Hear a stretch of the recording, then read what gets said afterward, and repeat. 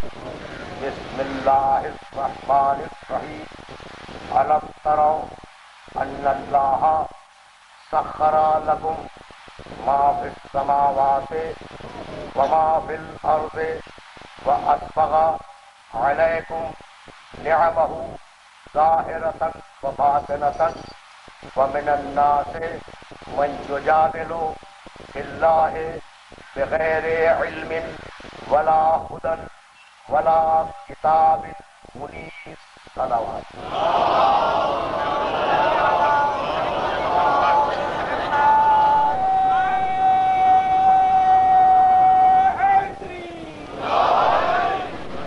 اس سورے میں پروردگار عالم نے سارے انسانوں کو مخاطب کیا، ایک ایک انسان کو مخاطب کر کے یہ ارشاد فرمایا کہ الم تروا ان اللہ سخر لکم، کیا تم نے نہیں دیکھا کہ اللہ نے تمہارے لیے کس طریقے سے مسخر کر دیا ہے آسمان کی چیزوں کو اور زمین کی چیزوں کو. الم تروا ان اللہ سخر لکم ما فی السماوات وما فی الارض، آسمان و زمین کی ایک ایک چیز پروردگار نے تمہارے لیے مسخر کی. الم تروا، تم نے دیکھا نہیں؟ فاسبغ علیکم نعمہ ظاہرۃ وباطنۃ، اور اللہ نے تم پر اپنی ظاہری اور باطنی نعمتیں برسا دی، پھر بھی تم نے نہیں دیکھا. نعمتیں دی نہیں، برسا دی. لیکن دینے میں گننے کا حساب ہوتا ہے، برسانے میں بے حساب برستی ہے. اسبغ علیکم نعمہ ظاہرۃ وباطنۃ، اور اللہ نے تم پر اپنی ظاہری اور باطنی نعمتیں برسا دی. تو کائنات کو مسخر کیا تمہارے لیے اور تم پر اپنی نعمتیں برسا دی. ومن الناس من یجادل فی اللہ بغیر علم ولا ہدی ولا کتاب منیر، لیکن نعمتیں پانے کے باوجود ایسے بھی انسان ہیں کہ نہ ان کے پاس علم ہے، نہ ہدایت ہے، نہ قرآن ہے، پھر بھی بحث کیے جا رہے ہیں.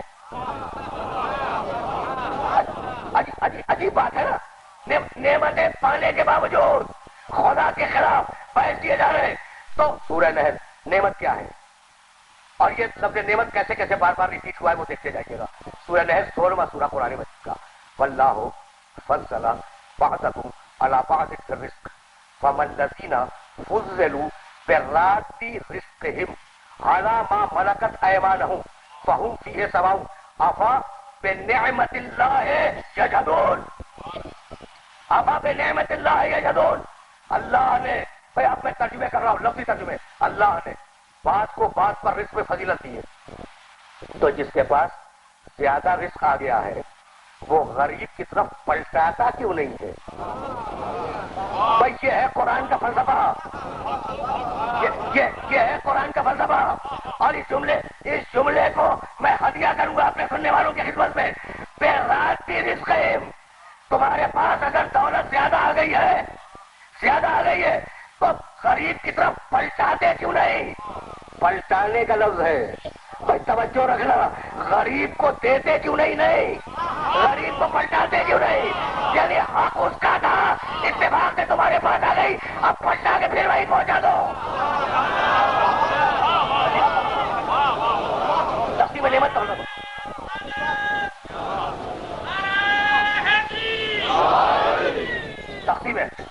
تقسیم نعمت اور تقسیم رزق کا فلسفہ. بھائی بہت توجہ رکھنا. تو کثرت رزق، کثرت سے آنا، صرف رزق کی بات نہیں کر رہا ہوں، کثرت رزق نعمت. افا بنعمت اللہ یجحدون، یہ اتنا وافر مقدار میں ہم نے پیسہ انہیں دے دیا، کیا پھر بھی یہ اللہ کی نعمت کا انکار کریں گے؟ تو رزق کا وافر آنا نعمت. ٹھیک، سنتے جاؤ، آرام سے سننا، اس لیے کہ یہ آیتیں ہدیہ کر رہا ہوں اپنے سارے سننے والوں کو.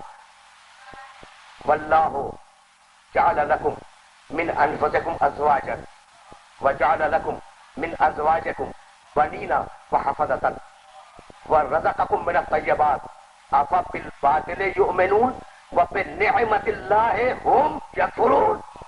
ہم نے تمہاری قسم سے تمہارا جوڑا بنایا، وہ عورت ہو یا مرد، تمہاری قسم سے تمہارا جوڑا بنایا، شریک زندگی دیا، ہم نے تمہیں شریک زندگی دیا، میں سنتے جانا، اور شریک زندگی دے کے بس نہیں کی، ہم نے اس کے بعد اولاد دی، اور پھر اولاد دے کے بس نہیں کی، در اولاد دی، اور یہ سلسلہ چلا۔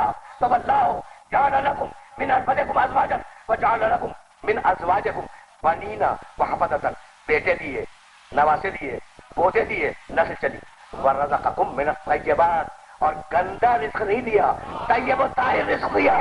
افبالباطل یؤمنون، ہمارا اتنا کھانے کے بعد بھی ایمان باطل پہ ہے، اور ہماری نعمت کا انکار کر رہے ہو۔ بھائی سنتے جانا، اسے کہ بہت دور لے جاؤں گا، آرام سے سنو۔ اب درمیان سے میں نے 9 آیتیں چھوڑی، اور 9 آیتوں کے بعد پھر آواز دی، واللہ جعل لکم من بیوتکم سکنا وجعل لکم من جلود الانعام بیوتا تستخفونها یوم ذبحکم ویوم اقامتکم ومن اصوافها واوبارها واشعارها اساسا ومتاعا الى حين والله جعل لكم مما خلق ظلالا وجعل لكم من الجبال اكلالا وجعل لكم سرابيل تقيكم الحر وسرابيل تقيكم باسكم كذلك يتم نعمته عليكم لعلكم تسلمون۔ اللہ نے تمہیں گھر دیے، تمہارے گھروں کو باعث سکونت بنایا۔ بھائی یہ فہرست مکمل ہونے جا رہی ہے۔ اللہ نے تمہیں گھر دیے، ان گھروں کو تمہارے لیے باعث سکونت قرار دیا۔ اللہ نے تمہیں پالوں سے خیمہ بنانا سکھلایا تاکہ تم گرمیوں کے زمانے میں خیمے کو آسانی سے لگا سکو، اور جب چاہو انہیں اکھاڑ کر ناکے کی پشت پر رکھو اور لے کے چلے جاؤ۔ تو گھر دیے، خیمہ بنانا سکھلایا، خیمے کو باعث سکونت بنایا، گھر کو باعث سکونت بنایا۔ واللہ جعل لکم مما خلق ظلالا، اور اللہ نے تمہارے لیے سایہ پیدا کیا۔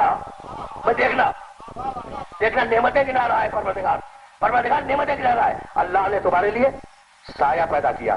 اگر 24 گھنٹے سورج چمکتا رہے تو انسانیت جل کے مر جائے۔ سایہ نعمت ہے، سایہ نعمت ہے۔ واللہ جعل لکم مما خلق ظلالا، اللہ نے تمہارے لیے سائے پیدا کیے۔ ومن الجبال اکنانا، اور پہاڑوں میں غار پیدا کیے تاکہ اگر کبھی مارے پھر رہے ہو اور کوئی پناہ گاہ نہ ملے تو ان غاروں کی ٹھنڈی ہواؤں میں جا کر اپنے آپ کو سکون دے سکو۔ واللہ جعل لکم سرابیل تقیکم الحر وتقیکم باسکم، اللہ نے تمہیں گرمی اور سردی کے لباس دیے، بنانا سکھلایا، اور جنگ میں جو پہن کے جاتے ہو وہ بھی اللہ ہی نے سکھلایا ہے۔ تو بہت جو رزق نعمت، اولاد نعمت، نسل کا چلنا نعمت، شریک زندگی نعمت، کھانا نعمت، گھر نعمت، سانس لینے کے لیے ہوا دی وہ ہوا نعمت۔ بھائی یہ ساری چیزیں ہیں نا، وہاں پھر رزق وہ نعمت۔ اب میں روک رہا ہوں، تبھی تمام ہو گئی، اور جب تبھی تمام ہو جائے تو پھر اس مقام سے آگے چلا جانا ہے۔ اب میں روک رہا ہوں اپنے سننے والوں کو، یہ ساری نعمتیں سن لی، ساری سن لی نا۔ شریک زندگی نعمت، کھانا نعمت، گھر نعمت، لباس نعمت، یعنی روٹی کپڑا مکان، یہ نعرے تو آپ نے بہت سنے نا۔ بھائی بہت توجہ رکھنا، لیکن کچھ کہنا چاہ رہا ہوں۔ تو کتنی نعمتیں دی، روٹی دی، لباس دیا، مکان دیا، اولاد دی، شریک زندگی عطا کی، اولاد کی باقی رہنے کی ضمانت دے دی۔ تو اب یہ نعمتیں، اور اس کے بعد اب چیلنج کیا، فَإِن تَعُدُّوا نِعْمَتَ اللَّهِ لَا تُحْصُوهَا، اگر اللہ کی نعمتوں کو گننا چاہو تو گن نہیں سکتے۔ اب میں یہاں روک رہا ہوں سارے سننے والوں کو۔ ظاہر ہے کہ پڑھے لکھے لوگ تشریف فرما ہے، دانشور تشریف فرما ہے، صاحبان فہم و فکر تشریف فرما ہے۔ کیا صاحبان فہم و فکر کو یہ معلوم نہیں ہے کہ آج یورپ اور امریکہ کے معاشی مفکرین یہ کہہ رہے ہیں کہ نعمتیں کم ہیں، ہم زیادہ ہیں، نعمتیں کم ہیں، ہم زیادہ ہیں، اسی لیے کسی کو مل رہی ہے، کسی کو نہیں مل رہی ہے۔ تو یہ تو تمہارا خیال ہے کہ نعمتیں کم ہیں، ہم زیادہ ہیں، اور اس کا خیال یہ کہ نعمتیں زیادہ ہیں، تم کم ہو۔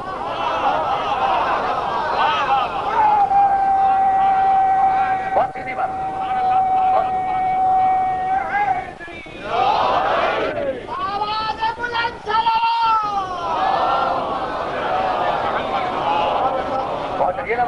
اچھا، وَإِن تَعُدُّوا نِعْمَتَ اللَّهِ لَا تُحْصُوهَا، اگر اللہ کی نعمتوں کو گننا چاہو گے تو گن نہیں سکتے. بھائی گن لو ہوا، لیکن صرف ہوا تھوڑی نعمت ہے، سانس کا اندر جانا وہ بھی نعمت، اور اگر رک جائے تو انسان مر جائے، باہر آنا وہ بھی نعمت. تو بھائی تو نعمت اللہ ہے لا تو دعا. یہ جو دنیاوی نعمت ہے نا، یہ ہوا، یہ زمین، یہ مٹی، یہ گھر، یہ لباس، یہ کھانے کی ساری چیزیں، یہ شریک زندگی، یہ نعمت ہے دنیاوی. اور یہ اتنی ہے کہ اگر گننا چاہو تو گن نہیں سکتے. بھائی یہی وہ مرحلہ تھا کہ جب ایک شخص آیا امیر المومنین علی ابن ابی طالب علیہ السلام کی خدمت میں.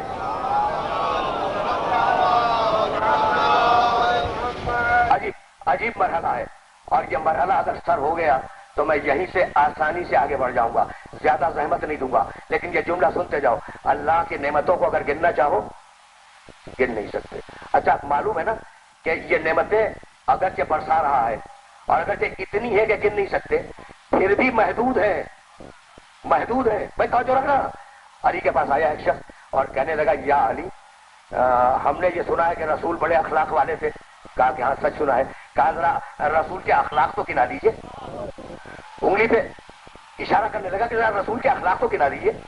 تو آپ نے کہا کہ میں گنا دوں گا. ذرا تو دنیا کی نعمتوں کو گنوا دے.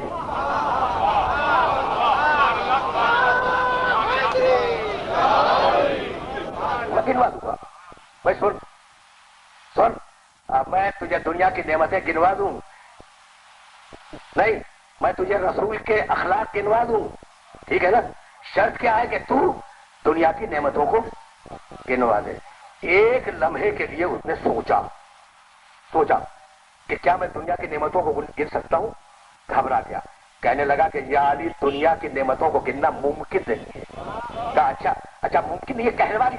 کہلوا لیا کہ ممکن نہیں ہے. جب کہلوا لیا کہ ممکن نہیں ہے تو پوچھا کہ اچھا ممکن نہیں ہے کہ تو دنیا کی نعمتوں کو گن دے؟ کہا کہ نہیں. کہا سن، قرآن میں ہے متاع دنیا لقلیل، دنیا کی نعمتیں قلیل ہیں. تو قلیل کو نہیں گن سکتا. اور قرآن میں ہے وَإِنَّكَ لَعَلَىٰ خُلُقٍ عَظِيمٍ، محمد کے اخلاق عظیم ہے. تو قلیل کو نہ گنوا سکے، میں عظیم کو کیسے گنوا دوں؟